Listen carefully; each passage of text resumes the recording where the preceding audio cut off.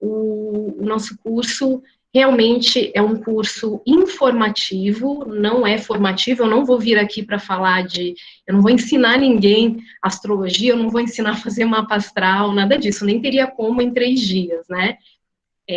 A ideia aqui é que a gente possa entender um pouco como é que assim, que foi essa trajetória toda da astrologia, de fato, o que é, dentro de um contexto histórico, né? Essa foi a minha ideia inicial, assim, quando eu pensei no curso, eu falei, poxa, eu queria levar para as pessoas o que de fato é a astrologia, e não muitas vezes o que que as pessoas pensam quando a gente fala em astrologia, do tipo, a astrologia é o horóscopo de jornal, é bruxaria, é crença, é sei lá o quê, entendeu? Então, assim, é um pouco, assim, uma ideia mesmo de poder informar vocês a respeito do assunto. Então, vamos lá. Então, o título aqui do nosso curso é História e Pesquisa em Astrologia, né? O curso vai ser dividido em 3 aulas. E assim, peraí, deixa eu... Hoje a gente tem a nossa primeira aula, tá? Então, as regrinhas aqui da sala de aula virtual eu já passei, né? E eu vou voltar a me apresentar, que naquela hora eu não estava gravando, né? Então, eu sou a Marisa, eu trabalho no IFRJ, e a minha formação, assim, eu estava falando isso, né? Que a minha formação foi toda voltada para a área acadêmica, né? Então, eu fiz graduação, mestrado, doutorado, especialização, todas essas coisas, né? Na área da psicologia e pedagogia. Então, eu tenho graduação na psicologia pela USP, pedagogia pelo Mackenzie, depois eu fiz psicopedagogia, que é uma especialização na PUC de São Paulo, depois eu fiz o mestrado também na USP, em psicologia escolar, e depois o doutorado, que é algo mais recente, eu fiz na Universidade de Lisboa, que foi um doutorado em psicologia da educação.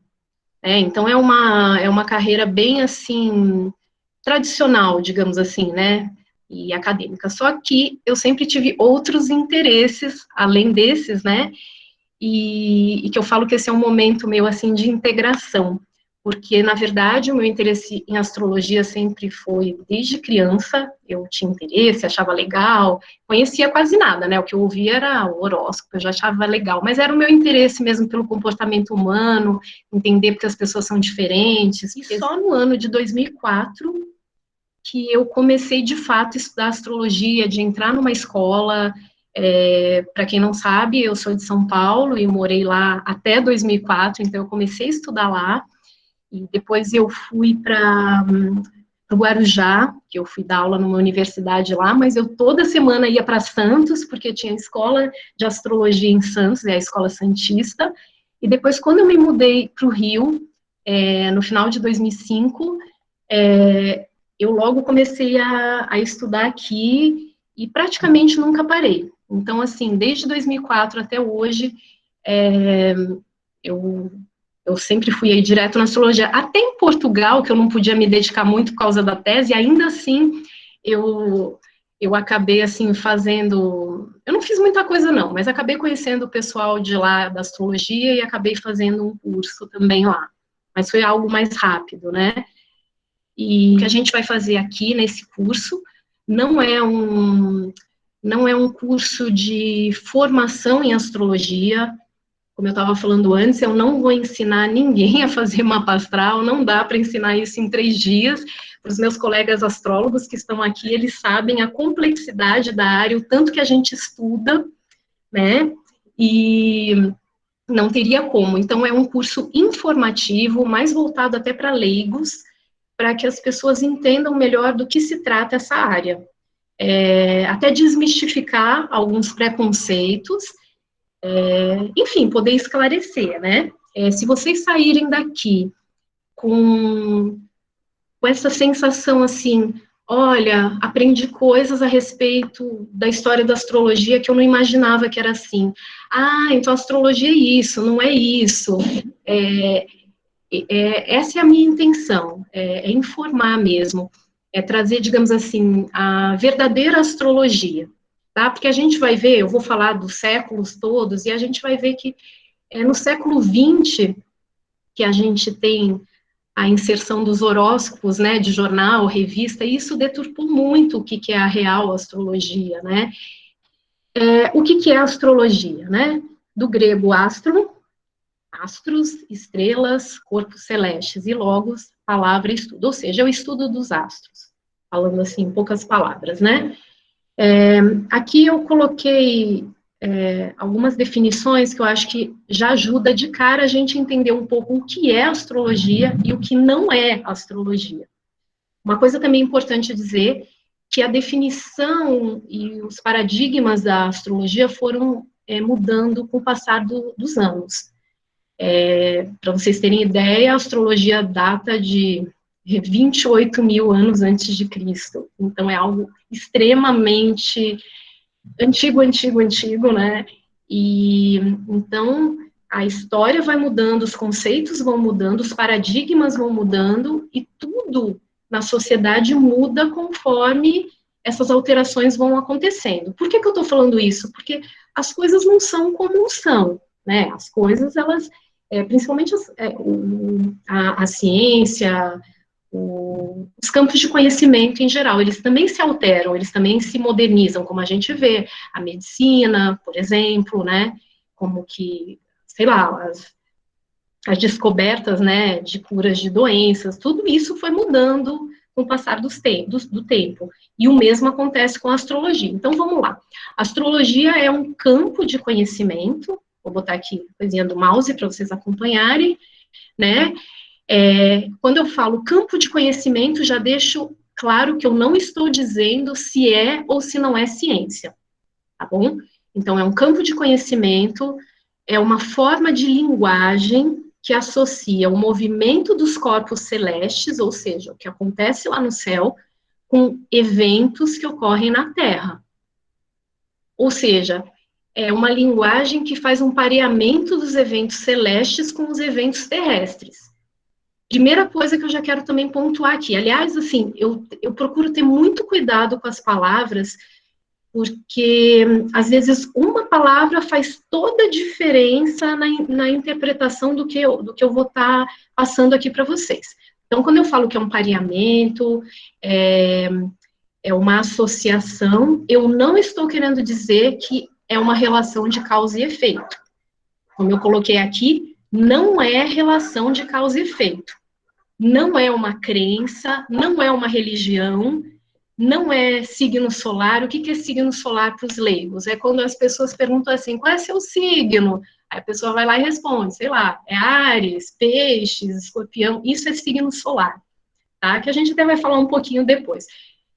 Então, dizer, só existem 12 signos, então quer dizer que só tem 12 tipos de pessoa? Que absurdo. Não, a astrologia não é isso. Isso foi uma simplificação da astrologia para os horóscopos, mas que a gente também vai falar lá para frente. A astrologia também não é adivinhação, não é bola de cristal, não é assim, agora eu vou me concentrar, eu vou usar a minha intuição para descobrir o que está acontecendo com você. Não é isso. Não é bruxaria. Eu quero deixar muito claro que envolve estudos assim extremamente complexos, cálculos matemáticos, então por isso que são tantos anos de estudos, não é uma coisa assim tão mágica, né? É claro que a gente vai ver, conforme eu for falando da história, que o porquê que a astrologia começou a ser confundida com essas coisas, tá bom? Mas vamos lá. A astrologia, ela também utiliza os astros como símbolos para construir significados. Ou seja, olhamos para os astros, para as estrelas, e a gente atribui um significado a eles. Da mesma forma que quando a gente tem um crucifixo, a gente olha ali para a cruz, né? Aquela cruz tem um significado, é um símbolo da morte de Jesus Cristo, por exemplo. Todo mundo sabe, quando eu estou usando um crucifixo, que não é o Jesus que está ali morto, é apenas um símbolo. A mesma coisa, os astros no céu são símbolos com significados construídos. E sempre considerando a lei da semelhança ou lei da correspondência. O que quer dizer isso? Quando eu falei que a astrologia não é relação de causa e efeito, o que então é a astrologia, quando eu falo que é pareamento dos eventos celestes com os terrestres?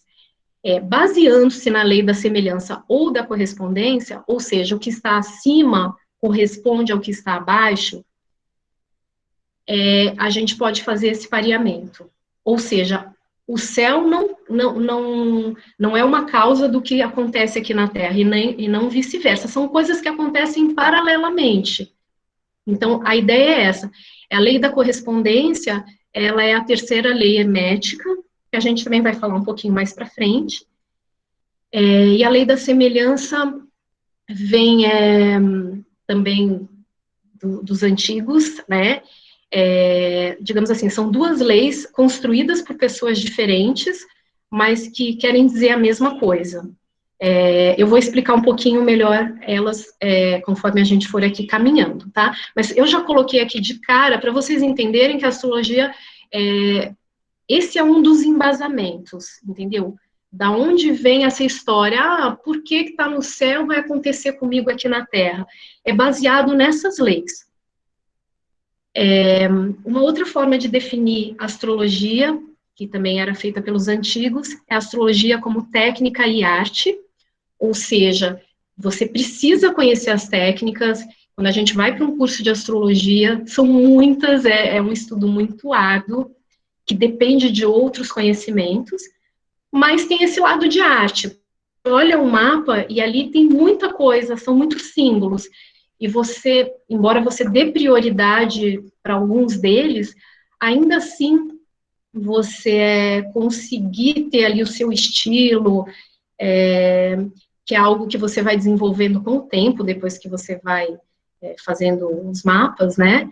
É algo que é comparado realmente a uma arte, que seria algo um pouquinho mais, eu não vou dizer subjetivo, porque não é subjetivo, em nenhum momento a gente faz um mapa dizendo, eu acho que, não tem isso. Cada coisa ali tem um significado, um símbolo, mas eu acho que cabe às vezes ao astrólogo você direcionar para algum assunto. Eu acho que os meus colegas astrólogos aqui estão entendendo onde eu estou querendo chegar, né? Mais assim, você começa a falar ali de algum assunto porque assim, cada planeta ali você vai ter vários significados, e aí que vem a arte, de que forma que você vai trazer isso para a pessoa que você está apresentando aquele conhecimento, né? E também a astrologia considera que há uma ordem no universo, ou seja, o céu não é aleatório, porque a gente olha assim para o céu e tem aquele bando de estrelas, e a gente, aparentemente, parece uma bagunça, mas não, existe uma ordem, pelo menos partia-se desse princípio, né? E porque se não houver essa ordem, não tem como você fazer um estudo. Você vai estudar um negócio que agora depois não é mais, então espera-se que tenha, espera-se não, entendia-se que existia essa ordem. Inclusive, eu vou falar aqui mais para frente também, o céu como o céu sendo simétrico. Então, vamos lá. A gente tem a astrologia presente paralelamente em praticamente todas as culturas de locais e épocas. Por mais que ela tenha tido altos e baixos, ela nunca desapareceu nesse tempo todo aí que eu falei, 28 mil anos, né, antes de Cristo. E quem é o astrólogo, né? É o profissional, aquele que lê, que interpreta a palavra, né, ou seja, a palavra dos astros, né, o símbolo do astro. Ele, digamos assim, ele é um decodificador, né? Aí eu coloquei aqui só a título de curiosidade, porque às vezes as pessoas me perguntam, mas astrologia é uma profissão, como é que está isso, né? Então, a gente tem um projeto de lei, que está aqui, para quem quiser consultar, os objetivos da astrologia, né? Compreender a integração do homem com o cosmos, ou seja, aquilo que eu falei, a gente tem as coisas que acontecem no céu e as coisas que acontecem aqui na Terra. Então, é a tarefa do astrólogo compreender essa integração. E lá, para os antigos, era sim fazer predições. Lembrando que predição não é o mesmo que previsão. Ou seja, a previsão é quando você pré-vê alguma coisa. Então, é a vidente, né? Olha, eu estou vendo na sua vida que vai acontecer isso, isso, isso. E a astrologia não, ela prediz as coisas que ela está decodificando pelos astros. É isso. Aqui, então, a gente tem as origens, como eu falei, que foi no Paleolítico, aqui, ó, 28 mil anos antes de Cristo e 10 mil anos antes de Cristo. O que acontece, né? Nos anos 90, com a tecnologia, começaram a ter vários estudos e começaram a ser descobertos mesmo os locais, né? Como, por exemplo, aqui a caverna de Lascaux, na França.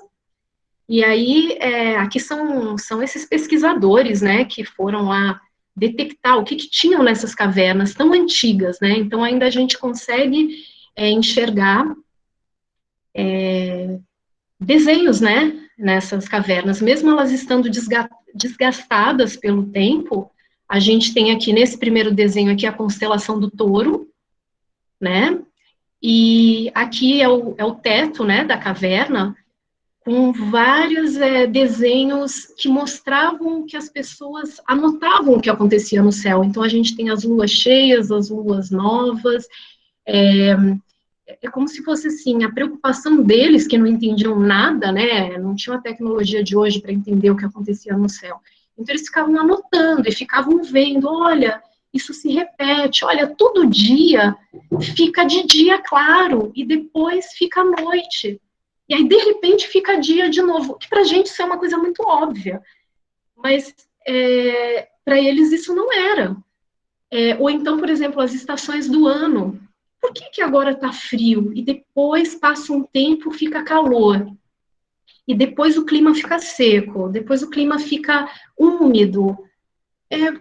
A gente vê que isso tem uma repetição, não é uma coisa aleatória. Embora a gente está aí com um clima muito louco, né? Mas a gente sabe que tem o início das estações, isso é tudo muito demarcado. E também tem a ver com o local do globo terrestre que você vive. Isso tudo está interligado, né? Mas para eles isso não era claro, então eles ficavam anotando, ficavam observando para ver essa regularidade. Então, aqui, ainda voltando aqui às origens. Então, o que eu acho importante dizer para todo mundo? Que a astrologia, inicialmente, ela era coletiva.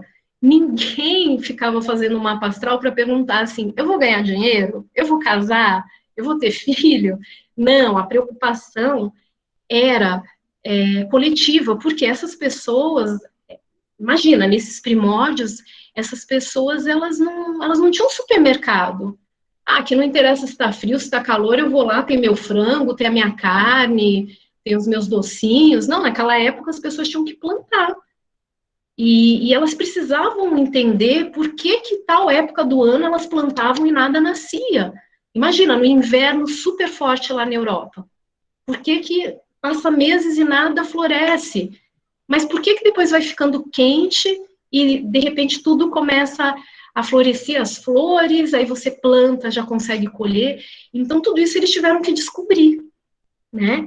Então, é como eu falei, ela começa coletiva, né? E aí eles procuravam fazer essa correlação entre os movimentos celestes do céu, né? Celestes quer dizer isso, do céu, com os eventos terrestres.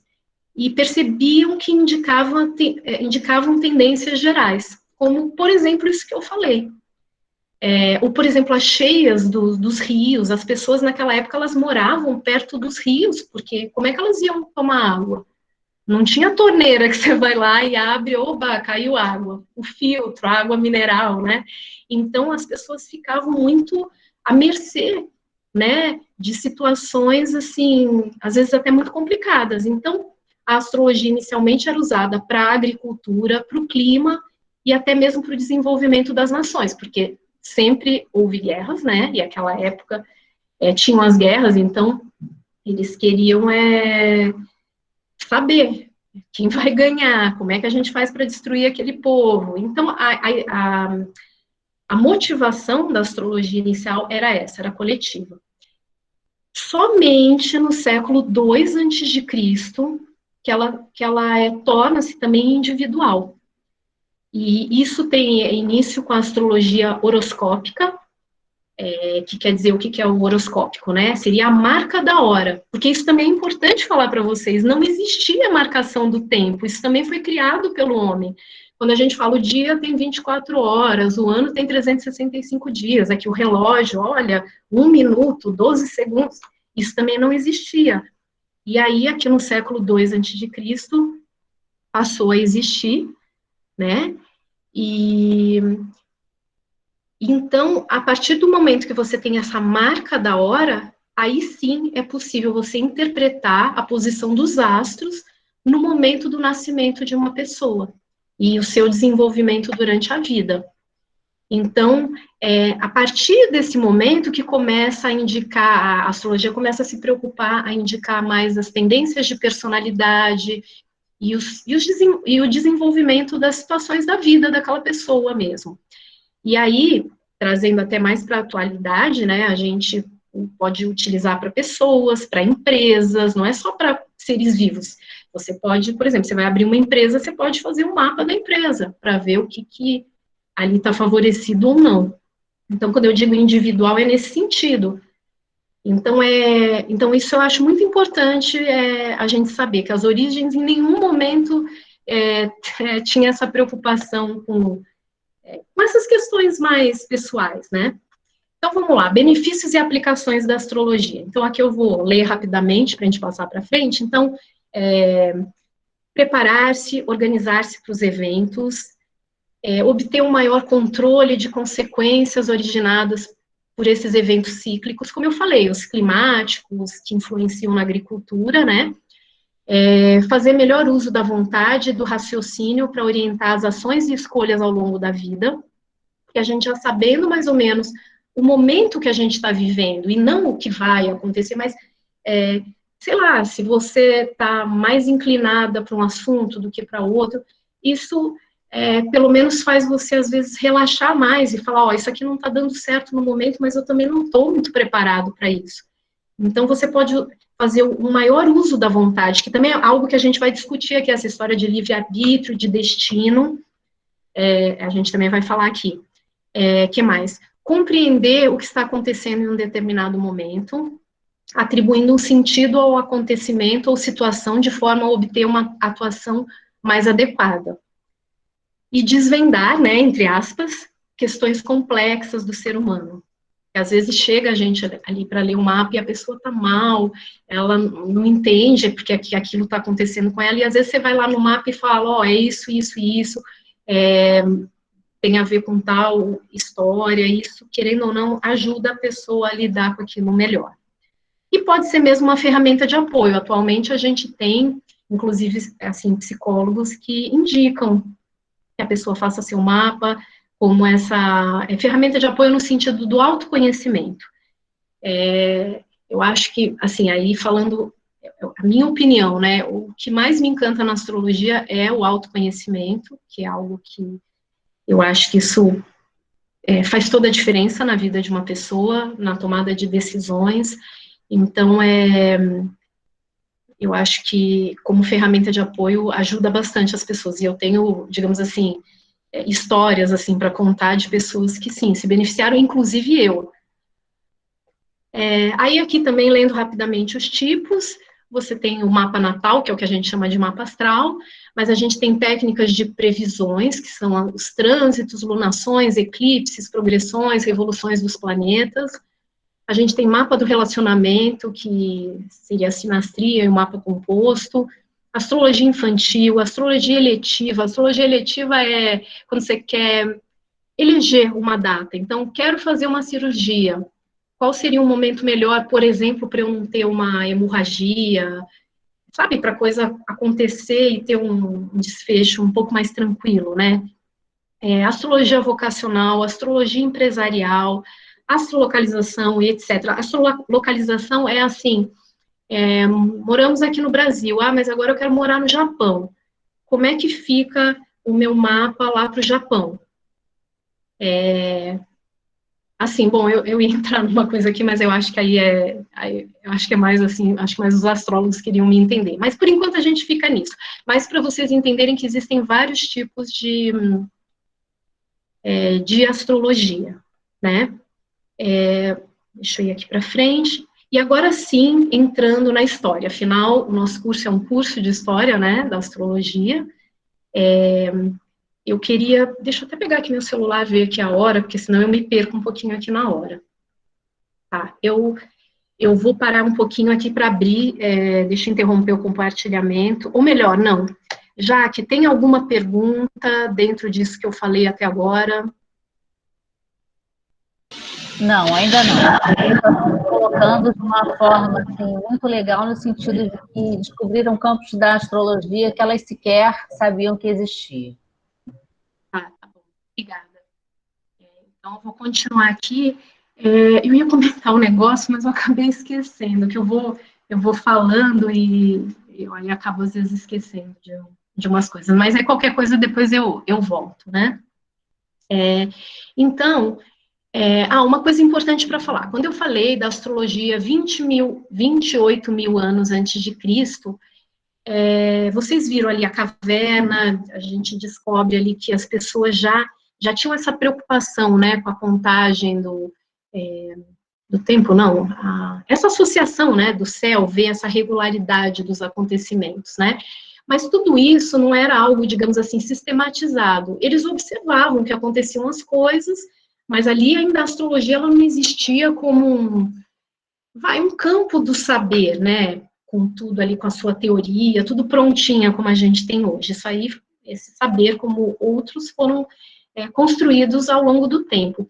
Então, a astrologia, assim como teoria mesmo, a gente data aqui de 6 mil anos aproximadamente, ou seja, 4 mil anos antes de Cristo, que mesmo assim é muito antiga, né? E como eu falei anteriormente, há registros de anotações, essas anotações em cavernas, em tabuinhas de argila, era assim e que é muito legal, né? A gente, parece que no Museu Britânico tem essas anotações nessas tabuinhas de argila. É muito bacana você poder ver, né? E tudo isso, essa riqueza aí de conhecimento está sendo não, eu falo dos anos 90 como se fosse ontem, né? Mas foi a partir dos anos 90 que muitas dessas coisas foram descobertas e que está mudando muita coisa, até do conhecimento astrológico. Então, vamos aqui. A linha do tempo da história mundial. Aqui a gente tem um público bem eclético, né? Nós temos desde alunos do IFRJ, como eu estou falando em termos de idade, né, que é um pessoal mais adolescente, como a gente já tem o pessoal aqui já ali da terceira idade também, temos várias idades aqui. Então, para o pessoal mais velho, eu vou convidar para tentar recordar as coisas da época de colégio. Quando a gente aprendia história mundial, né, tinha a famosa linha do tempo, não sei se vocês vão se lembrar. E aí, a linha do tempo era dividida na pré-história, né? Uma coisa que eu quero falar. Isso aqui, esse desenho, eu peguei na internet. E aí, o que acontece? Eu achei ele bonitinho, porque ele é coloridinho, mas ele tem um problema. Ele não está na escala. O que eu quero dizer com não está na escala? Ou seja, a pré-história, ela acontece aqui 200 mil anos antes de Cristo. Então, é óbvio que se eu fosse desenhar aqui numa escala, a pré-história ia andar aqui e sair para fora da tela do computador. E da mesma maneira, a idade contemporânea, ela tem aproximadamente 200 anos só. Então, isso aqui, como eu falei, não está na escala, tá bom? Então, eu achei legal esse desenho, mas porque ele mostra a linha do tempo aqui, mostrando quando se inaugura cada época, tá bom? Então, vamos lá. A pré-história, 200 mil anos, né?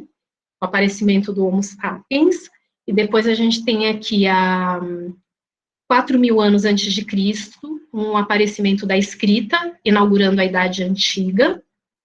Depois a gente tem, já depois de Cristo, no ano 476, a gente tem a queda do Império Romano, e isso inaugura a Idade Média. Depois, 1453, a queda de Constantinopla, inaugurando a Idade Moderna. E, finalmente, 1789, a gente tem a Revolução Francesa, que inaugura a Idade Contemporânea, que é o que a gente vive até os dias de hoje, E aí, aqui embaixo, eu tentei fazer um paralelo com as escolas de astrologia. Escolas no sentido, não é que as pessoas iam para a escola estudar, escolas no sentido de linhas teóricas, tá bom? Dentro da história. Então, a gente tem, eu botei aqui a astrologia grego-helenística, mas antes a gente tem, como eu falei, aqueles registros, e aí quando a astrologia vira teoria, a gente tem a influência, como eu vou falar também aqui nos próximos slides, de vários povos, dos egípcios, dos persas, a gente vai ver que a astrologia começa na Mesopotâmia, mas a gente não tem uma escola, assim, com esse nome. A gente já começa falando da astrologia grego-helenística, que ela incorpora todo o conhecimento desses povos antigos e ainda acrescenta novas coisas. Então, a astrologia grego-helenística, ela é, digamos assim, a base para o que a gente tem hoje na nossa astrologia ocidental, que é o que a gente estuda atualmente, né? Aí depois, ainda andando aqui no tempo, a gente tem a astrologia árabe e a astrologia medieval, na Idade Média. Depois, na Idade Moderna, a gente tem a astrologia renascentista, e agora que eu estou vendo que faltou, mas a gente tem a astrologia moderna, que já vem aqui na Idade Contemporânea, que não aparece aqui, mas eu vou falar, tá bom? Então, aqui, só fazendo um resumão, o que a gente tem? A gente tem o que os historiadores chamam de proto-astrologia, aproximadamente 28 mil anos, astrologia propriamente dita, no sentido de teoria astrológica, 6 mil anos já com corpo teórico e doutrinário, e aqui os períodos que foram esses que eu citei agora na nossa linha do tempo, tá bom? Eu acho importante só dizer que na astrologia moderna, que começa na segunda metade do século XIX, é um momento que ela recupera fragmentos perdidos da astrologia tradicional, antiga, e faz algumas modificações. Como eu falei, a astrologia surge, assim, na Mesopotâmia, em 2700 a.C., e ao mesmo tempo na China, em diferentes linhas. Então, por que eu estou falando isso? Porque na história as coisas não são lineares, né? A gente sabe, por exemplo, aqui a gente está dando esse curso agora, mas ao mesmo tempo, sei lá, lá no centro da cidade está acontecendo alguma coisa, sei lá, aqui no meu vizinho está acontecendo outra coisa, e tudo isso é simultâneo. Então, a gente vê que a gente tem esse estudo na Mesopotâmia, mas ao mesmo tempo também na China, e em diversos povos ao mesmo tempo. E ela foi se diferenciando em várias linhas. Então, a gente tem a védica, a tibetana, a hindu e etc. Então, voltando naquele início que eu falei, os povos antigos, eles ficavam observando o movimento do céu. E eles ficavam anotando, como eu falei, nas tabuinhas de argila. E observavam e viam, isso repete, isso não repete. Aliás, eu acho que eles deviam ter bastante tempo, né? Porque não tinha internet, não tinha televisão, né? Então, eu acho que eles ficavam ali atentos, né? E o céu também era muito mais visível, porque não tinha a iluminação que a gente tem hoje nos grandes centros urbanos, né? Bom, e aí, diante dessas observações, o que eles começaram a se interessar? Pela ascensão das estrelas. Essa foi a primeira referência. O interesse deles era nas estrelas. As estrelas eram o mais importante.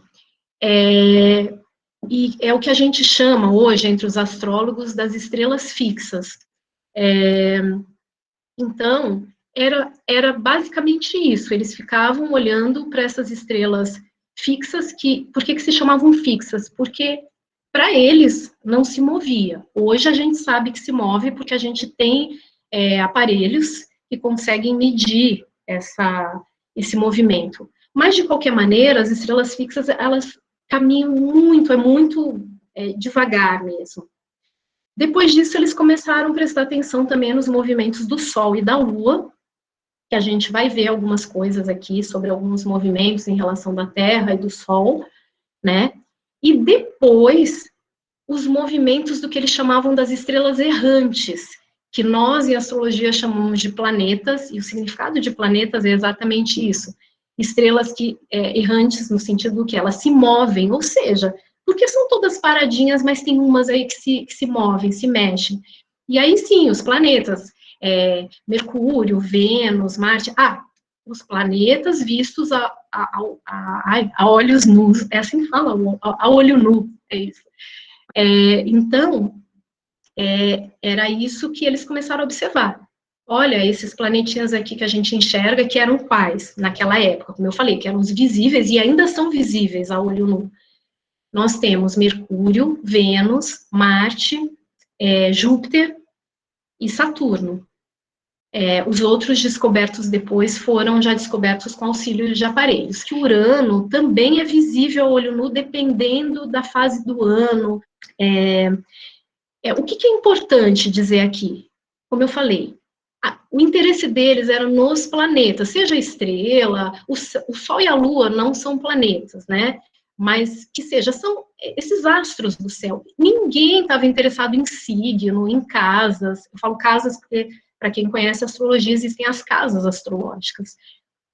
Esse conceito de signos e casas, isso já vem depois, e bem depois. Então, por isso que eu falo essa história, eu sou de Aquário, eu sou de Capricórnio, isso aí veio muito depois. Então, como eu falei, e aí com o tempo eles foram percebendo essas relações constantes dos eventos lá do céu com os terrestres. Por exemplo, as fases da Lua, que eles começaram a observar o movimento das marés, também no sentido das guerras, quando o povo ficava mais inflado, com as emoções mais à flor da pele, isso também acontecia nos momentos de lua cheia, entre outras coisas, né? Outra coisa que também aconteceu nesse tempo, como eu falei, eles começaram a marcar o tempo, porque eles começaram a perceber que tinha uma regularidade a cada tanto tempo, que não existia o conceito de horas, né? Mas eles começaram a perceber que existia uma regularidade, como eu falei, o sol, depois o sol abaixa, depois fica noite, depois fica sol de novo. E olha, tem época do ano que o sol fica muito tempo e a noite é muito curta, ou ao contrário. Então, a partir do momento que o tempo começa a ser contado, foi possível construir os calendários, que também era algo que não existia. Então, por isso que eu falei, não tinha como fazer um mapa se você não sabe o dia do ano, se você não sabe a hora, nada disso existia, tudo isso foi construído. E os calendários, a marcação do tempo, foi assim, desenvolvida em cima da marcação do início das estações do ano. Então, aqui embaixo eu posso falar sobre os signos, né? Os signos só se vai, assim, ver essa importância, eles só vão começar a usar os signos a partir de 600 a.C., e no século II a.C., que a gente tem a astrologia horoscópica com o surgimento das casas. Como eu falei, a astrologia horoscópica, horoscópico quer dizer marcação da hora. Só dessa forma que foi possível entender o surgimento das casas. Que eu também vou... É muita coisa... Aliás, pessoal, tem isso. Tem coisas que eu vou ficar indo e vindo, porque eu tive uma dificuldade de montar esse PowerPoint, porque eu queria ir contando a história, mas alguns conceitos eu sou obrigada a explicar para vocês. Senão também fica uma coisa maçante, se eu só ficar assim, século I aconteceu isso, século II aconteceu isso. Quando a gente chegar aqui no ano de 2020, já não tem mais ninguém aqui na sala, né? Então, astrologia tradicional, que é toda essa parte antiga aí que eu estava falando, como os povos antigos entendiam, né, a astrologia. Eu vou ler rapidamente aqui, né? Então, eles analisavam principalmente os eventos concretos, como eu falei, né? A agricultura, as cheias dos rios, né? Então, eles analisavam os eventos concretos com técnicas preditivas como principal. E aí eles podiam descobrir os terremotos, as guerras, os reinados e o período de vida de príncipes e reis, quando ela se torna individual, né? A parte psicológica nessa época também existe, mas não é o principal. A gente vê que tem autores que fazem, às vezes, descrição de caráteres, dependendo do planeta. Por exemplo, Marte é o inflado, é o agressivo, é o impulsivo, né? A Vênus já é mais amorosa, preocupada com prazer. Então, isso aí já vem dessa época também. Mas isso não era o principal. Então, qual era o paradigma dessa época, né?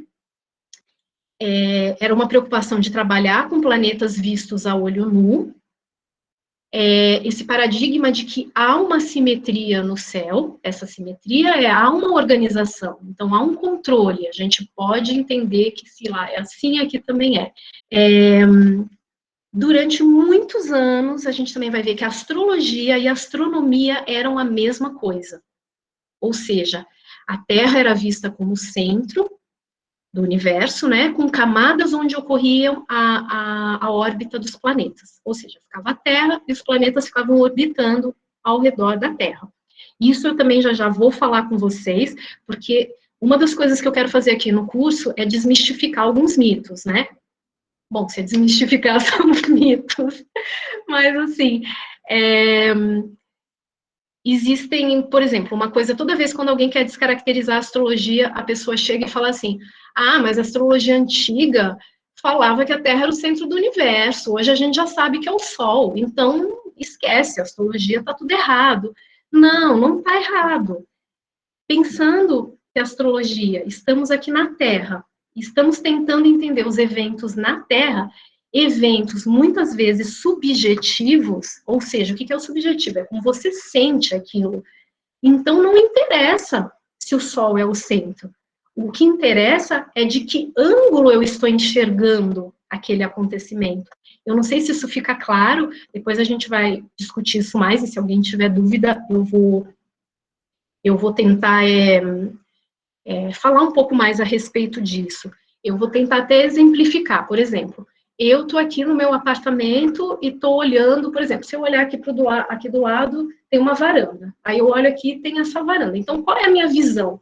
Eu olho a varanda, tem um prédio do lado, se eu olhar para frente, tem uma outra varanda, bem para lá tem o mar. Essa é a minha visão, do meu ponto de vista. Mas, se você pegar alguém que está na praia agora, a pessoa de lá vai olhar e vai falar: não, o que está aqui ao meu redor é o mar. Os prédios estão lá do outro lado. Aí, quem está certo e quem está errado? Está todo mundo certo. Por quê? Estamos falando de um ponto de vista de referencial.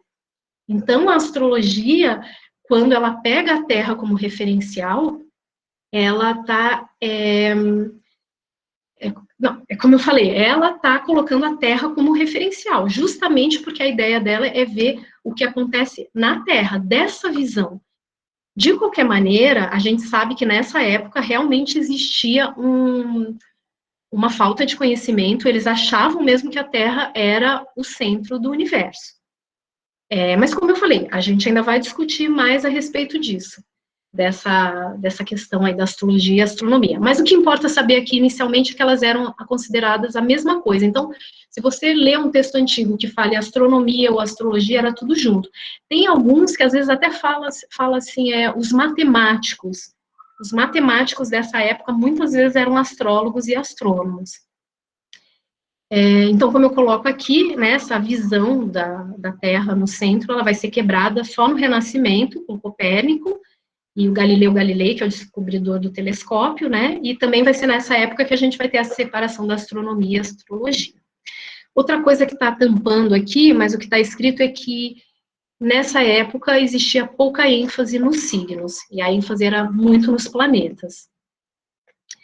E a astrologia moderna, que é o que a gente tem mais atualmente, a gente tem essa quebra do paradigma da simetria, ou seja, o céu não é simétrico, e então o enfoque principal da interpretação deixa de ser aquela coisa muito preditiva, é isso, vai acontecer isso, é o destino.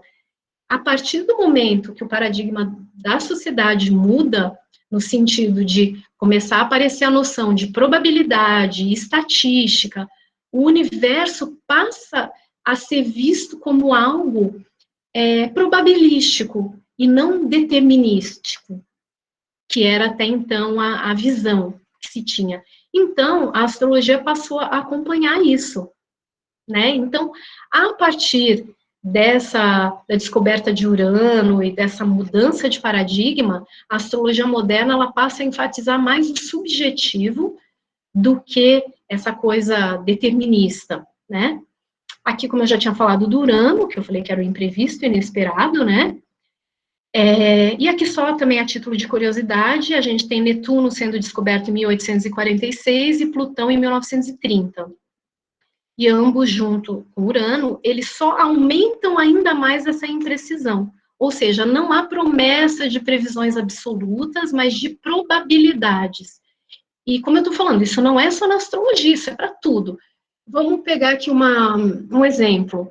Você vai, sei lá, vai ser operado de alguma coisa. Nós sabemos que a medicina está muito evoluída com a tecnologia, mas você tem certeza, 100% de certeza, que você vai entrar numa mesa de operação e você vai sair dali vivo?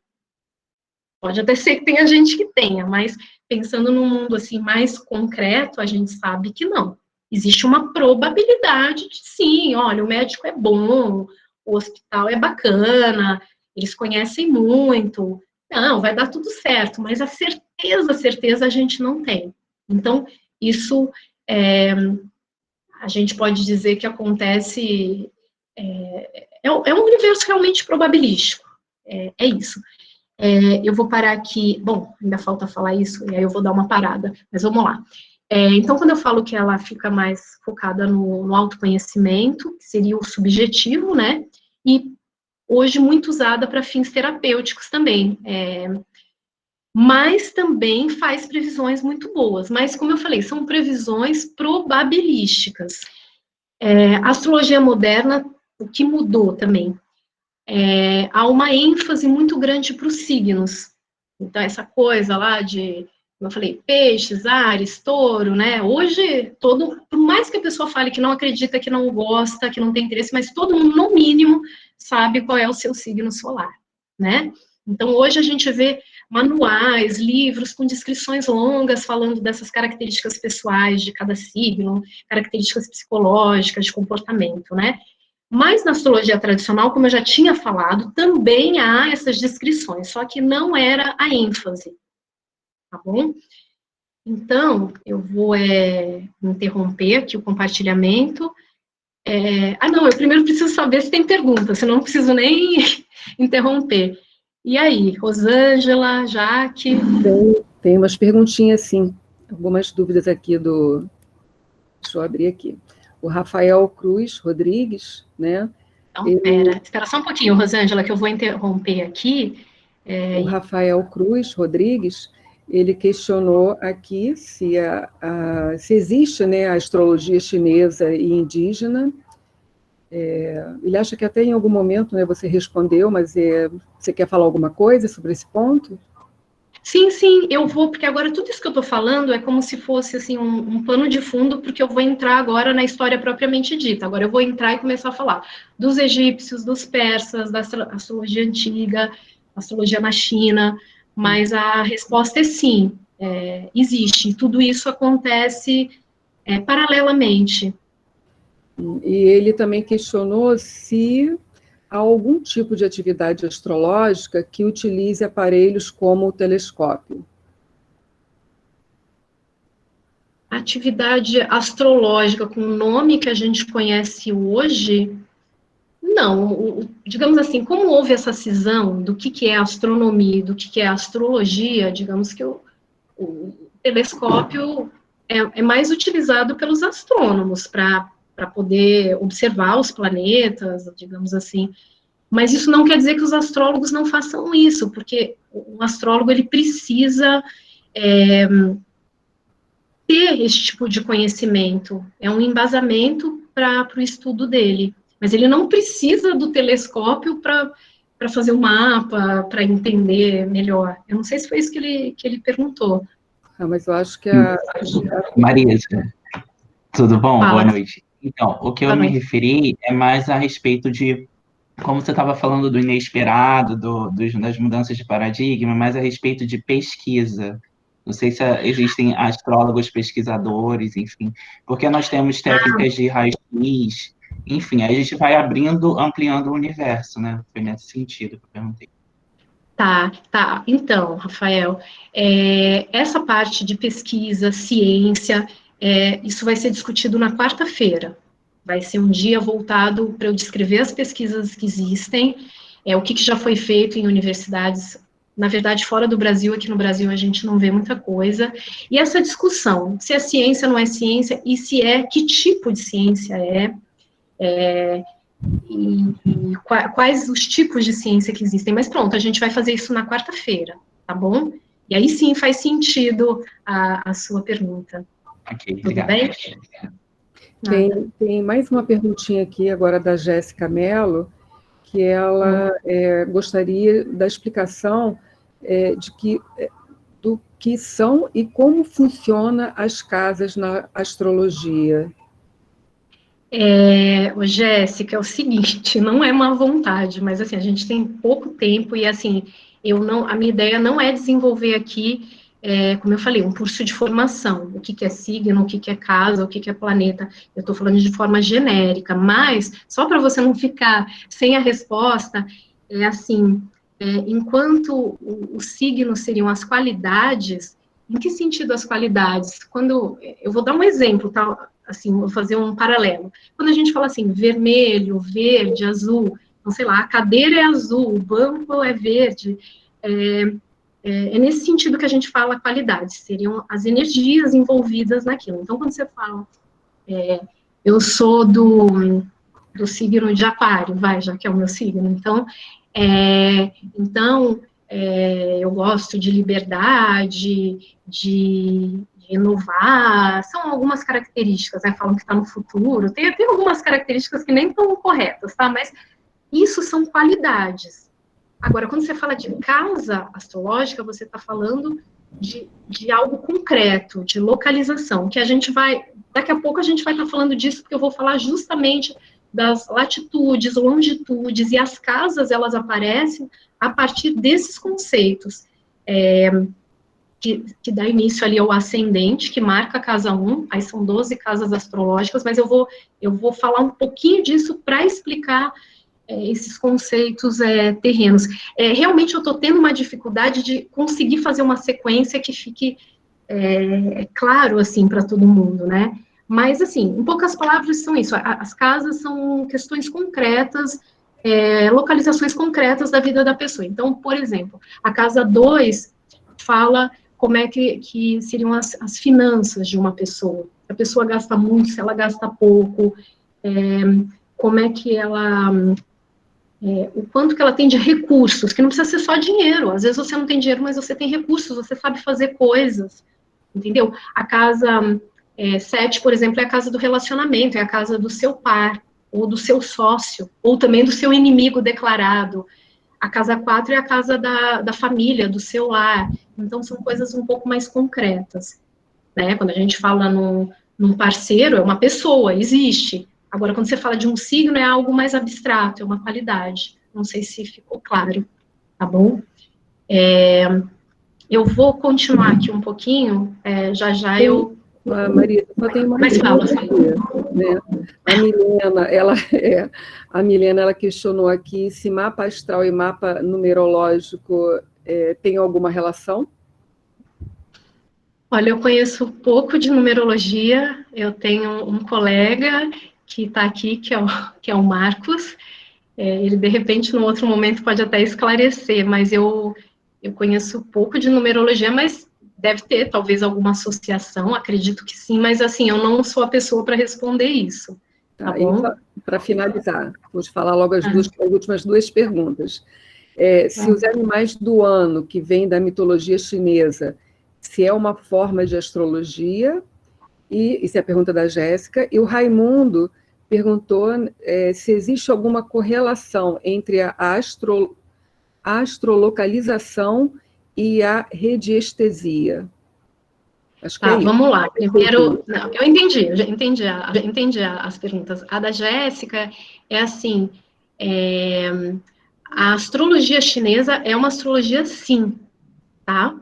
E ela baseia o seu horóscopo em animais do ano, né? Tem o ano do rato, o ano do cachorro. Eu conheço pouco a respeito, mas é um tipo de astrologia, sim. É uma astrologia do Oriente.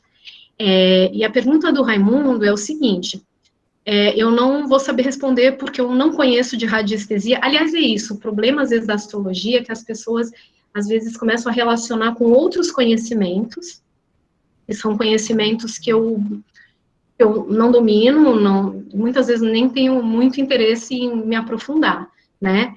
Mas hoje as pessoas relacionam tudo, né? Tem muito conhecimento, assim, envolvido, eu realmente não conheço. Eu sei o que é astrolocalização, vou falar um pouco depois, mas não sei o que é radiestesia, então não tenho nem como te responder. Tá bom, Raimundo? Não é isso, Marisa. Tá, então vou continuar aqui apresentando. O que a gente vai ver aqui? Alguns movimentos que, para muitos de nós, que isso já é conhecido, né? Alguns movimentos que a Terra faz, que eu vou tentar explicar muito rapidamente para ir para frente, mas eu preciso falar deles para vocês entenderem que as coisas não surgiram do nada. Então, o conceito de signo e de casa vem desses movimentos, tá? Então, a gente tem os signos, eles levam em consideração o movimento de translação da Terra, e as casas levam em conta o movimento de rotação da Terra, que eu vou até mostrar um desenho aqui para vocês. Então, eu vou até botar aqui, que eu já volto aqui, que, aliás, agora eu vou entrar num assunto que muita gente me pergunta, que é aquela famosa história, se o signo é tal e as constelações se movem, então como é que eu posso dizer que aquilo ainda existe? Ou, por exemplo, foi descoberta a constelação de Ophiuchus, como é que faz agora? Então, tem um 13º signo? Não. E a gente vai entender por quê. Ou melhor, isso eu até já posso adiantar. A astrologia, em termos de signo, os signos foram dados esses nomes dessas constelações, mas isso foi, digamos assim, uma opção. Eles poderiam ter colocado assim, signo 1, signo 2, signo 3, mas eles quiseram botar os mesmos nomes das constelações. E esse eu acho que foi um grande problema, porque a gente sabe que as constelações se movem, e o que eles fizeram foi fixar os signos. Por quê? Porque a astrologia é algo simbólico. Então, quando você fala Marte é assim, Vênus é assado, não é que o planeta Marte vai causar isso na gente. Então, por isso que lá no início eu falei, não é causa e efeito. É uma coisa paralela, mas em termos simbólicos. Mas vamos lá. Da onde, então, vieram esses conceitos? Eu já vou voltar aqui. Então, primeiro, o que a gente tem? Rapidamente aqui, para quem não lembra ou para quem não sabe. Trópicos de Câncer e Capricórnio. Nós sabemos que são linhas imaginárias, né? O Trópico de Câncer, ele cruza o globo terrestre no hemisfério norte. Eu botei aqui a latitude, 23 graus, na verdade é 27 minutos, né? E o Trópico de Capricórnio, na mesma latitude, mas no hemisfério sul. E aí eles foram criados, né? Justamente por serem esses pontos onde o Sol, ou o caminho aparente do Sol, porque como a gente sabe é ao contrário, né? É a Terra que gira em torno do Sol, é onde o Sol incide perpendicularmente durante os solstícios, ou seja, os solstícios acabam sendo esses períodos do ano em que os dias e as noites têm durações diferentes, ou seja, que é o verão e o inverno.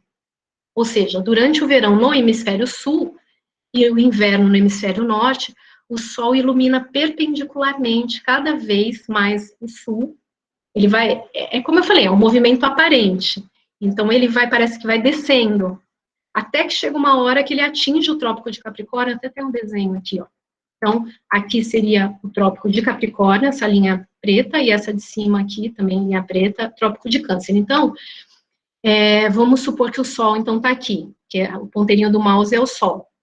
Então, aqui seria a linha do Equador, que fica mais ou menos aqui a 0 graus de latitude, mais ou menos não, fica a 0 graus de latitude.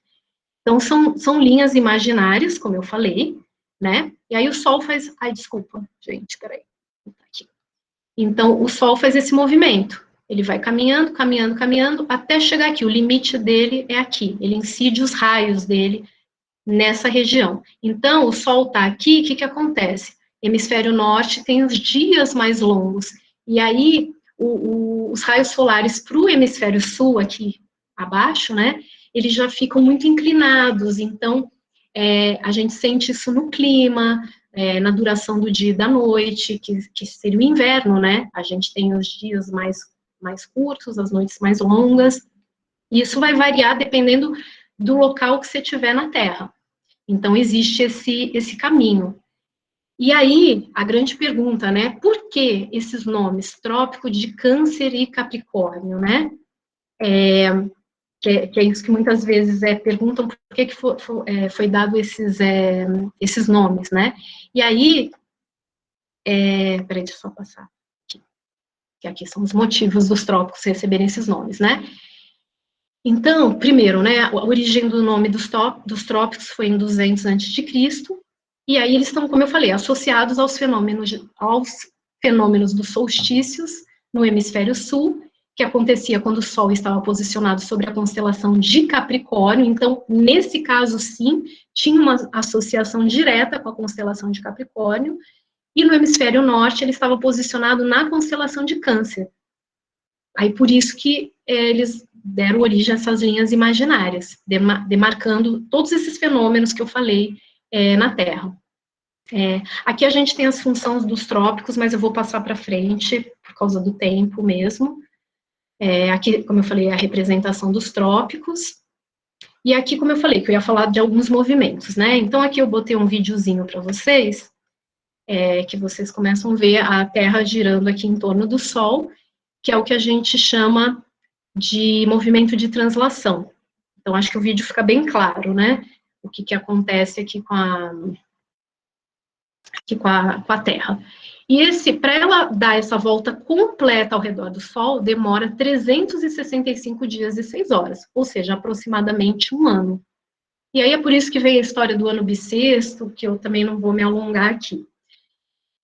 Esse movimento de translação também influencia essas dinâmicas climáticas, alterações das marés, as estações do ano, e tudo isso que eu falei, diferença de dia e de noite, enfim. Como eu falei, 365 dias. Então, é daqui que vem o conceito dos signos. Ou seja, para o Sol percorrer os 12 signos, porque são 12 signos, cada um ocupando 30 graus, se você for somar isso, dá exatamente esses 365 dias. Então, é daí que vem esse conceito dos signos. Ao mesmo tempo, a gente tem um movimento de rotação da Terra, que é um movimento que o planeta faz em torno do seu próprio eixo. Ou seja, aqui eu não tenho um vídeo, mas é para vocês imaginarem que ao mesmo tempo que ela está girando em torno do Sol, ela também está girando em torno dela mesma. E esse giro em torno dela mesma já é algo bem mais rápido, ela gira em sentido anti-horário, é por isso que o Sol é visto primeiramente no hemisfério leste, né, a gente fala que nasce lá no Japão, né, e a duração é de 23 horas e 55 minutos, ou seja, aproximadamente um dia. E daí, desse movimento de rotação, que surge o conceito de casa astrológica, ou seja, quando por exemplo, vai aqui no Rio, 6 horas da manhã, o Sol está no horizonte. E depois ele vai caminhando, até chegar ali ao auge, né, ao meio-dia, e depois ele vai declinando de novo. E isso aparece no mapa, e aparece com esse conceito das casas astrológicas. Então, se você nasceu lá pelas 6 da manhã, você vai ter o seu Sol ali nessa linha ali do horizonte. Mas se você nasceu mais ou menos ao meio-dia, você vai ter o Sol já ali no pico do seu mapa, bem lá em cima. Pensando que o mapa, eu acho que eu esqueci de falar para vocês, desculpa, o mapa é representado por uma circunferência de 360 graus. Perdão, tem horas que não dá, a gente parte do princípio que todo mundo é astrólogo, desculpa. Mas imagine, então, uma circunferência dividida em 12 partes, como se fosse assim uma pizza, cada uma com 30 graus, e cada 30 graus representa um signo, começando em Áries e terminando em Peixes. E como eu falei, as casas, elas começam na casa 1, que termina na casa 12, porque são 12 divisões, mas como eu falei, os signos são baseados no movimento da Terra ao redor do Sol. E esse conceito de casa é da própria Terra girando em torno dela mesma. Então, é por isso que as casas, elas se movimentam muito mais rápido. Então, como eu falei, nasceu às 6 da manhã, se for, por exemplo, né, por aqui você vai ter o sol ali no horizonte, que é o que a gente chama de ascendente, casa 1. Mas se você nasceu próximo do meio-dia, o sol vai estar lá no topo, bem forte, bem luminoso, que seria a casa 10, ou meio do céu, como a gente fala em astrologia. Então, é daí que surgem esses conceitos. Eu acredito que para quem não é da área, talvez fique um pouquinho confuso, mas é daí que vem algumas explicações, por exemplo, por que quem tem sol de casa 10 costuma ser pessoas que brilham, entre aspas, brilham no sentido assim, são pessoas públicas. Muitas pessoas públicas têm o sol de casa 10.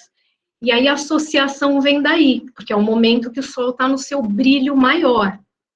Então, é claro que eu estou explicando o mínimo do mínimo. O mapa é uma coisa muito mais complexa, mas é só para vocês terem uma ideia de como que os conceitos foram formados. Essa associação do simbólico para o concreto. É tudo baseado em questões concretas.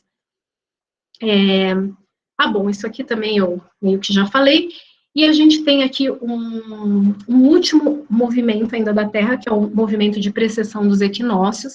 Esse eu acho que é o mais difícil de entender, porque ele não dura nem um dia, nem um ano, mas ele dura 25.770 anos. E que movimento é esse? A Terra, primeiro que ela não é redondinha do jeito que está nesse desenho, ela é como se fosse, parece assim, um pouco uma laranja, ela é um pouquinho achatada, e ela tem uma inclinação, que são esses 23 graus aqui, que está no desenho.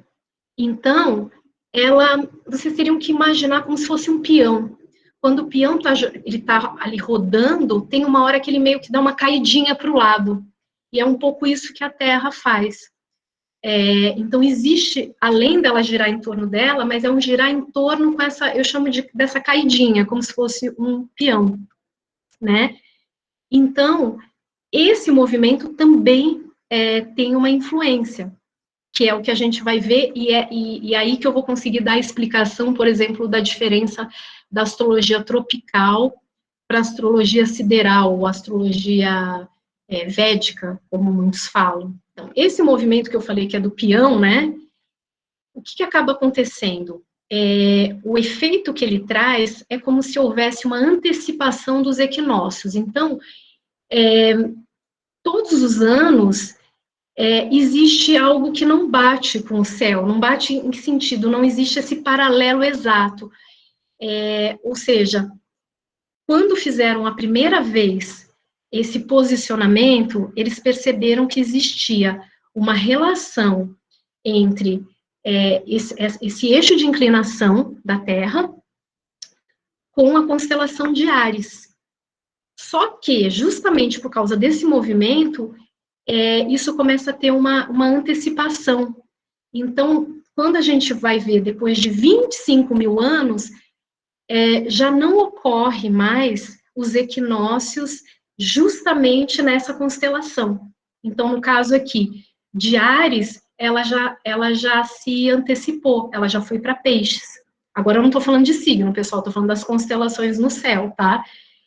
Então, o que acontece? Quando a gente tem, é como se fosse essa diferença, mas que você vai sentir depois de 25 mil anos.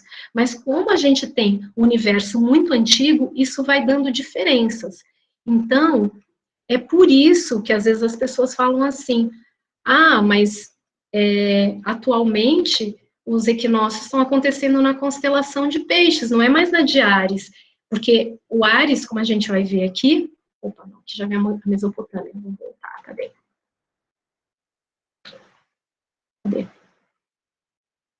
Era aqui, quando eu estava explicando essas coisas, né? A gente começa a ver que as constelações se moverem, elas começam a já não mais coincidir com os signos, porque, como eu falei, os signos foram dados os nomes dessas constelações porque eles quiseram. Como eu falei, podia ser signo 1, signo 2, signo 3, mas não, quiseram dar esses nomes. Só que com esse movimento de precessão da Terra, essas constelações já começaram a não coincidir, começou a dar essa diferençazinha.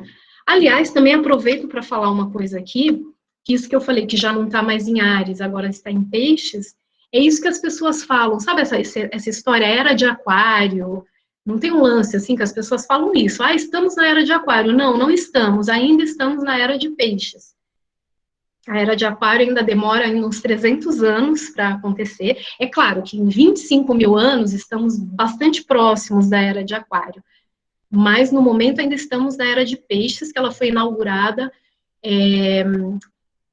com o nascimento de Cristo, e é até por isso que a gente tem toda essa questão do signo de peixes, relacionado com aquela coisa de abnegação, de questões, assim, de sofrimento, né, aquela coisa bem do Cristo mesmo, né, que acabou se dedicando às pessoas e sofrendo, enfim, mas ainda a gente vive essa era, tá bom? Só a título de curiosidade. Mas o que é importante dizer aqui, que realmente as constelações não mais coincidem com signos, mas isso não invalida a astrologia. Mas, diante disso, houve uma cisão em duas escolas de astrologia, que é a astrologia sideral e a astrologia tropical. Então, o que a gente tem? Na sideral, a sideral continuou levando em conta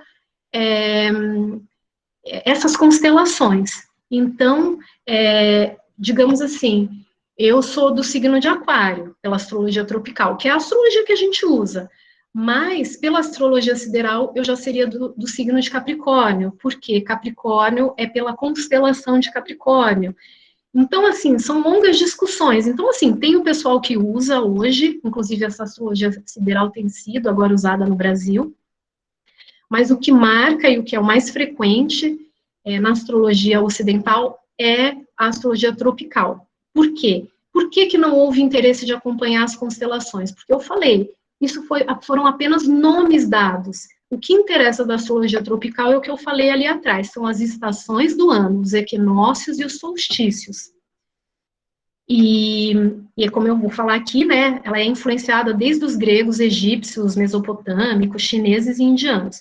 E aí foi isso, fixou-se o grau zero de Áries, fixado como marco do começo do zodíaco tropical, independente de qualquer outra coisa. Isso não é um erro, como eu falei, isso é simbólico, porque sempre que está ali, você sabe que inaugura o zero de Áries, ele inaugura, o equinócio do hemisfério norte, que seria o quê? A primavera, o início da primavera para eles e o início do outono para a gente. Mesopotâmia, provável início da astrologia, a astrologia como teoria, né? Então, como eu já falei, coletiva, faziam aquelas anotações e tentavam relacionar os eventos celestes com os eventos terrestres, a organização do tempo com propósitos agrícolas, políticos e religiosos, realizada pelos sacerdotes nessa época, depois a gente vai ver que não, depois muda para o pessoal mais da área científica. Inicialmente utilizada pelos soberanos, depois a aristocracia, e só em 250 a.C., na era alexandrina, que passa a ser utilizada por todos. Zigurates eram os templos para observação dos astros.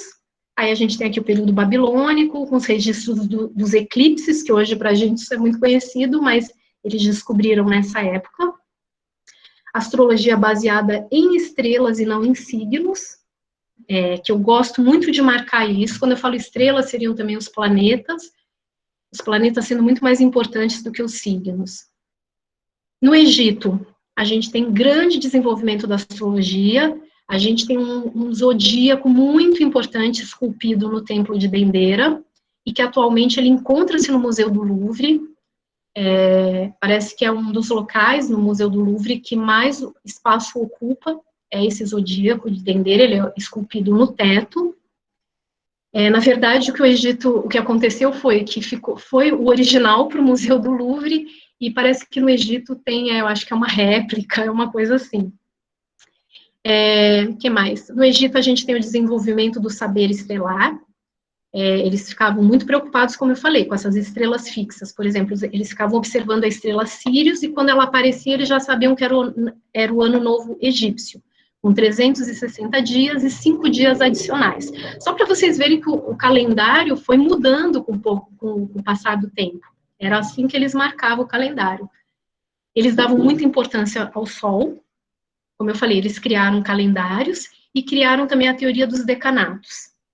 A teoria dos decanatos era para cada mês, eles determinavam estrelas e constelações, e aí eles falavam se aquela estrela ia favorecer ou não as pessoas, o povo, né, já que era coletivo, né, e até relacionavam, às vezes, até com partes do corpo também.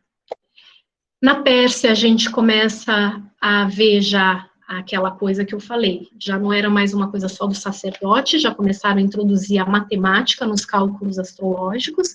Aqui eu coloquei astronômicos, mas como eu falei, na época era tudo a mesma coisa. E a regularização dos calendários. Depois a gente tem aqui Índia, Oriente, na verdade Extremo Oriente e os hebreus.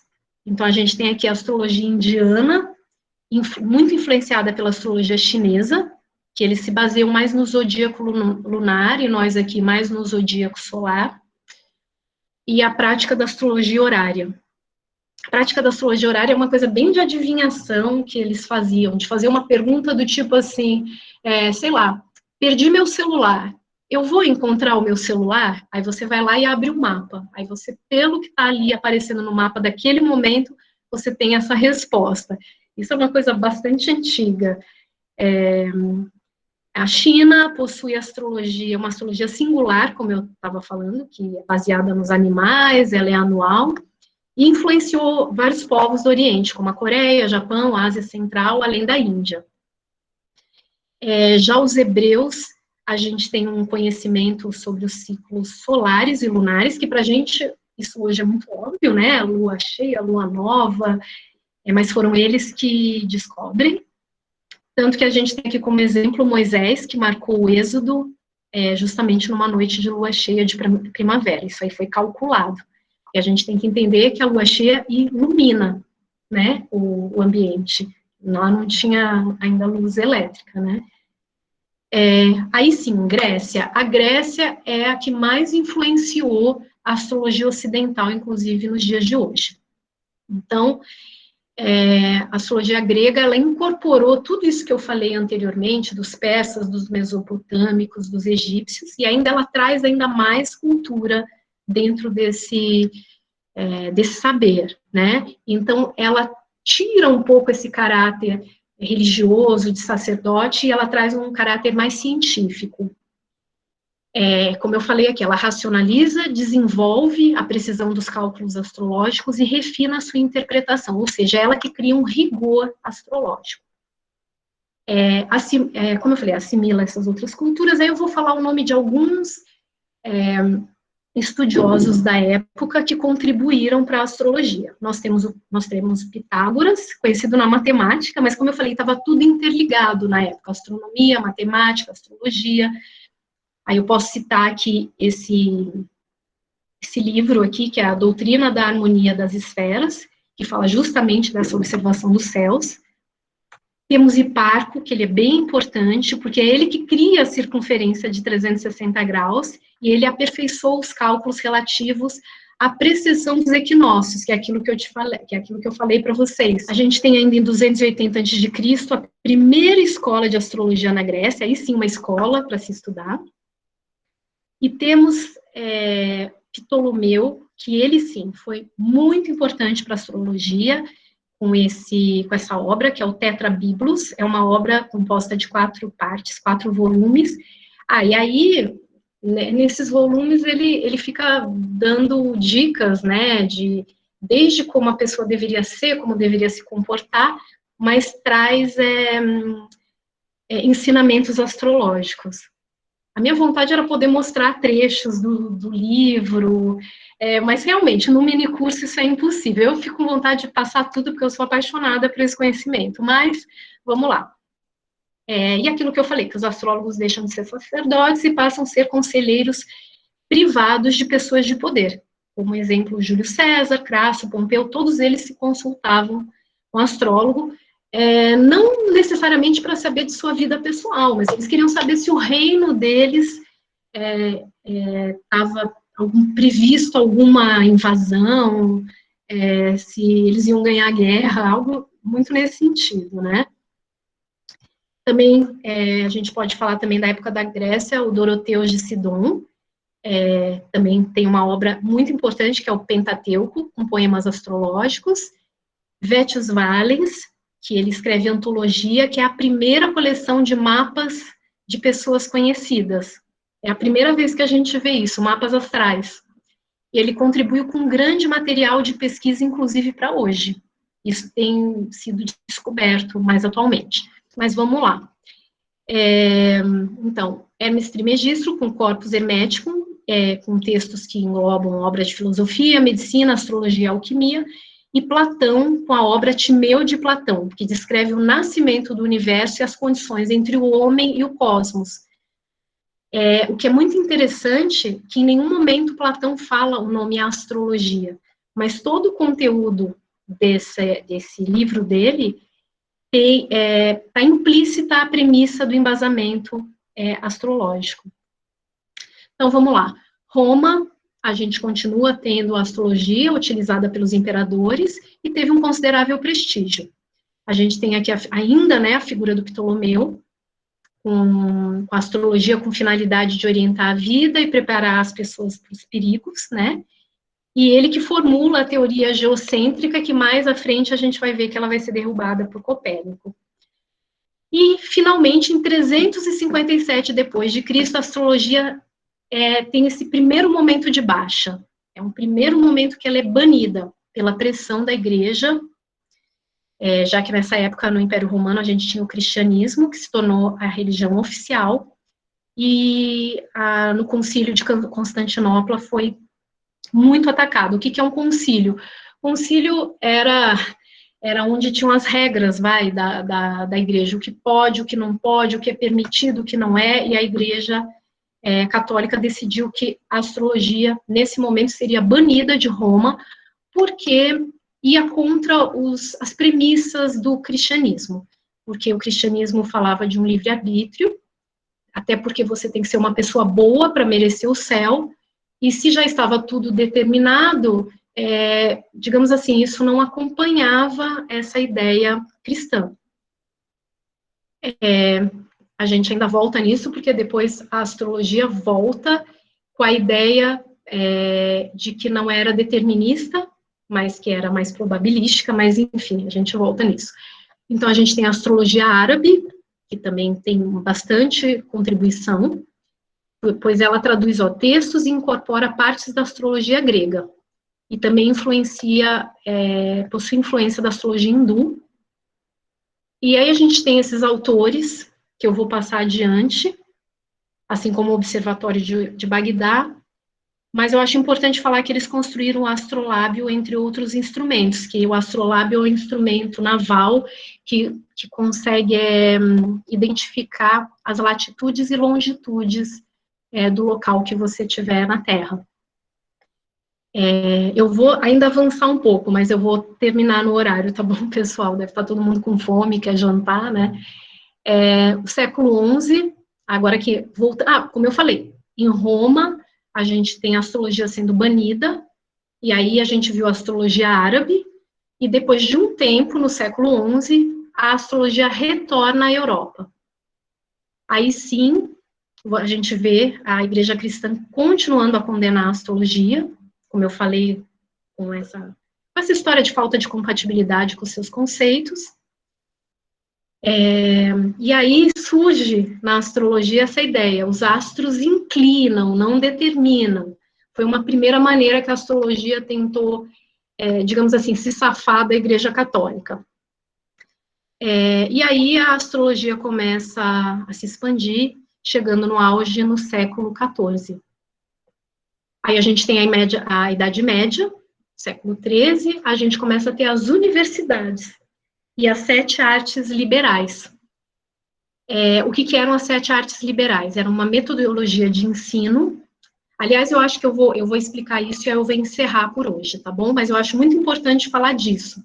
Porque aqui a gente já vê as universidades e existia uma metodologia de ensino cujo conceito foi herdado lá da Antiguidade Clássica, que é justamente baseada nessas 7 artes liberais. Por que liberal? Porque liberal quer dizer livre, ó, ter liberdade para escolher o tipo de instrução que se quer, para a pessoa procurar a educação, ou seja, nessa época não era obrigatória a educação, como hoje, por exemplo, aqui no Brasil né? Então, não havia obrigatoriedade e não tinha um enquadramento dela pelo poder estatal. E aí, essas 7 artes liberais eram o quê? Eram quais disciplinas? A gente tinha o trivium e o quadrivium. O trivium eram quais disciplinas? Dialética, retórica e gramática. E o quadrivium, a gente tem aritmética, geometria, música e astrologia. Eu botei barra astronomia, mas nessa época ainda era chamada de astrologia e eu vou mostrar, inclusive, uma figura para vocês. Aqui eu cito o Boécio como um exemplo, mas vamos aqui para frente, por causa do tempo.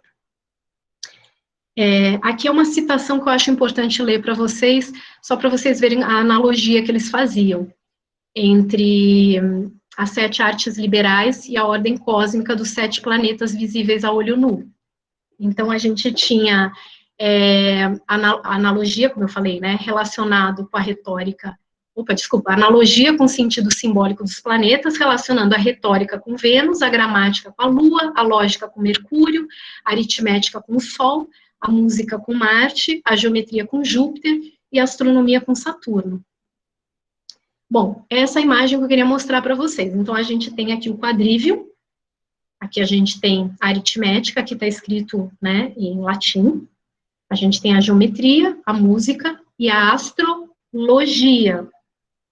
Então, essa figura me chamou bastante atenção para mostrar para vocês. Aqui a gente também tem essa representação, só que aqui está muito pequenininho.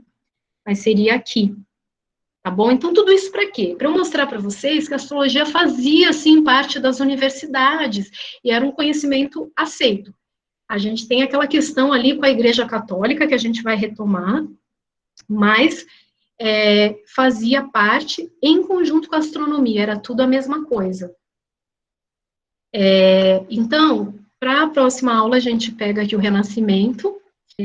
Se alguém ainda quiser fazer alguma pergunta, eu posso estender aqui mais uns 5 minutinhos. Quem quiser sair da sala, fica à vontade. Mas só para saber, a Rosângela ou Jaqueline, se tem alguma pergunta, eu posso responder aí umas 2 ou 3 perguntas. A gente estende, vai, até 8h10, tudo bem, não quero cansar vocês, não.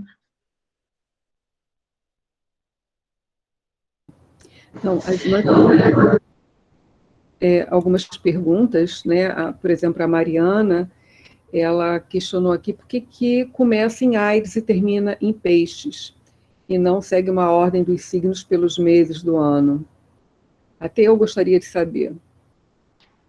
Como assim? Não entendi. Como assim? A ordem do signo? Ah, por que não começa? Por que não começa em janeiro com Capricórnio? É isso? Acredito eu que sim, né? E por que o primeiro é o Áries?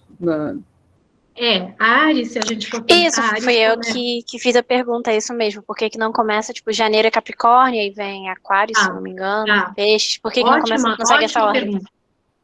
Tá, ótima pergunta. Vamos lá, Mariana. É o seguinte, primeiro, essa história de que o ano começa em janeiro, isso é uma coisa do nosso calendário.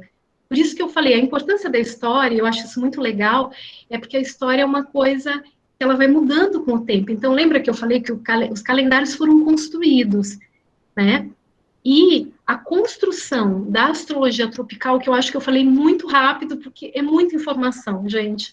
Então, eu nem sei se ficou claro para vocês, mas a astrologia tropical, que é a que a gente usa aqui no Ocidente até hoje, ela se baseia com o início do equinócio, o equinócio de primavera. O dia que começa a primavera, isso que é importante. Meu Deus, olha, eu fiquei naquele gelo aqui da Europa, nada produzia, nada florescia. Agora vem a primavera, a gente tem um calorzinho, eu posso plantar, vou poder colher.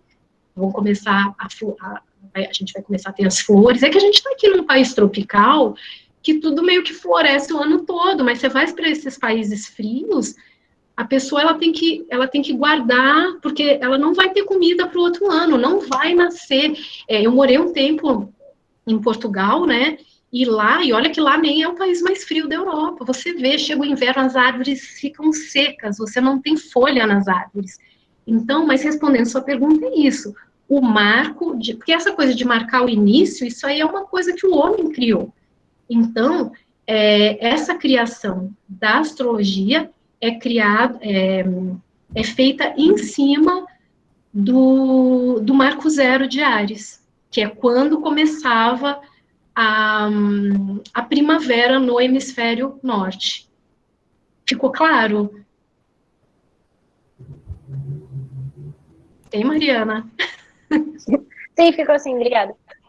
Eu acho que também a sua resposta também responde o questionamento da Kelly, quando ela perguntou sobre por que o ponto vernal é o 0 grau em Áries. Eu acho que responde, né? Responde. É claro que fixaram, que eles também podiam fixar, vamos começar quando for o ponto do outono. Mas para eles, entende? Pessoal, eu gosto muito de fazer vocês imaginarem. Como eu falei, não existia supermercado. A pessoa ficava, eu acho que eles deviam ficar desesperados. Quanto tempo que vai demorar para a gente conseguir cultivar as coisas novamente, para poder comer, né? Então, eles inauguraram ali a 0 graus de Áries. Mais alguma coisa? Só mais duas. O Danilo completou, né, se isso seria o marcador das eras astrológicas. A Graziela até aproveitou e respondeu para ele, achando que sim, o movimento da precessão dos equinócios. Da precessão dos equinócios, sim. A precessão dos equinócios, sim. Inclusive, eu fiz questão de falar que estamos na era de peixes, nada dessa história de era de aquário. Essa era de aquário vai chegar daqui uns 200, 300 anos, mas que pensando em 25 mil anos, estamos próximos, sim. E depois também não é assim, né, pessoal? Vamos entender as coisas. Não é assim. Hoje estamos na era de peixes, aí eu dou um estalo, amanhã virou era de aquário. Não é assim que funciona. As coisas, elas vão se modificando. Aí, quando você vê, igual assim, não sei, na casa de vocês, se entra sol. Então, imagina, você está na sala, aí tá pegando sol. Aí o sol vai para o quarto. Mas ele não pula para o quarto, ele não está na sala e, de repente, ele pula e aparece no quarto. Não, ele vai caminhando devagar, aí tem uma hora que ele fica um pouco na sala e um pouco no quarto. Aí tem um momento que ele fica só no quarto. Então, eu queria que vocês entendessem isso. Não tem mágica. É uma coisa que vai acontecendo aos poucos. É um movimento. Vamos lá, ainda temos 2 minutos até as 8h10. Fala, a Milena, ela questiona aqui se você poderia explicar o conceito de stellium e o que ele influencia no mapa e sua análise. É a Milena, né? É Milena o nome dela? Isso. Olha, Milena, infelizmente eu não vou responder a sua pergunta, porque esse tipo de pergunta é uma pergunta para formação de astrologia. Isso eu te responderia se a gente estivesse fazendo um curso para astrólogo. Porque o stellium, para quem não sabe, é um conjunto de planetas, quando eles ficam todos muito próximos, num signo ou numa casa, tá? E isso tem um significado quando a gente vai interpretar um mapa. Entendeu? Digamos assim, que aquele signo, aquela casa fica muito potencializada dentro dos assuntos que aqueles planetas expressam. É o máximo que eu posso falar aqui, porque a minha ideia aqui não é dar curso de formação em astrologia. Recomendo que você faça um curso, aí você vai saber bem isso, inclusive poder interpretar. Mais alguma coisa, Rosângela? Sim, os parabéns a você pela organização, né, pelo conteúdo, né, tá cheio de coisas boas aqui no chat. Marisa, diga, Rafael. Posso uma ultimazinha? É porque eu queria entender melhor a diferença de constelação e signo. É porque ficou meio difícil para eu entender. Sim, eu passei muito rápido, não era a minha ideia, realmente. Também vou falar, pessoal, porque eu não treino as coisas, eu devia treinar e para falar dentro do tempo, só que eu sou meio assim, eu sou de improvisar. Então, eu fiz o PowerPoint, vamos lá, né? Então, como eu falei, as constelações, elas são estrelas que estão no céu, tá bom? Aliás, gente, eu só vou responder mais essa, tá bom? E aí a gente encerra hoje e continuamos na quarta-feira, nesse mesmo link, às 18 horas, tá bom? E aí eu vou começar às 18 horas mesmo, não vou ficar mais esperando o pessoal, tá bom? Então, vamos lá, Rafael. Então, assim, como eu falei, oh, meu Deus, as constelações, elas são conjuntos de estrelas. E aí o jeito que elas estão formadas no céu parece algumas figuras. Então tem uma que parece ali a figura do caranguejo, outra parece a figura de animais, né? Que aí eles deram esses nomes, né? Mas o que eu posso te dizer é isso, são conjuntos de estrelas. Então, você tem a constelação de Áries, a constelação de Touro, a constelação de Gêmeos, e elas estão ali desenhadas no céu. Elas ocupam espaços diferentes, algumas são muito pequenas, como atualmente a gente tem como é que fala? A constelação de Escorpião. Então, mas de qualquer maneira, elas existem no céu. São desenhos que existem no céu, tá bom? E os signos já foram criados em cima daqueles movimentos que eu falei da Terra. Lembra que eu falei da translação, rotação e precessão, né? Então, quando eu falo da translação da Terra, lembra que eu falei que aquele movimento finge que aqui está o Sol, para ela dar a volta em torno do Sol, que eu falei que demora 1 ano. Então, é importante essa sua pergunta, porque eu passei por cima, eu tinha que ter explicado, sim. Então, eles dividiram o céu, simbolicamente, em partes, em 12 partes iguais, de 30 graus. E, então, eles dividiram isso em função do tempo. Então, começa, inicialmente, como eu falei, existia um pareamento. Realmente, começa a primavera, o Sol está a 0 grau de Áries, da constelação de Áries, e do signo de Áries. Daqui 30 dias aproximadamente, o Sol caminhou, ou melhor, a Terra caminhou ao redor do Sol, e aí temos a constelação de Touro, que coincidia com o signo de Touro.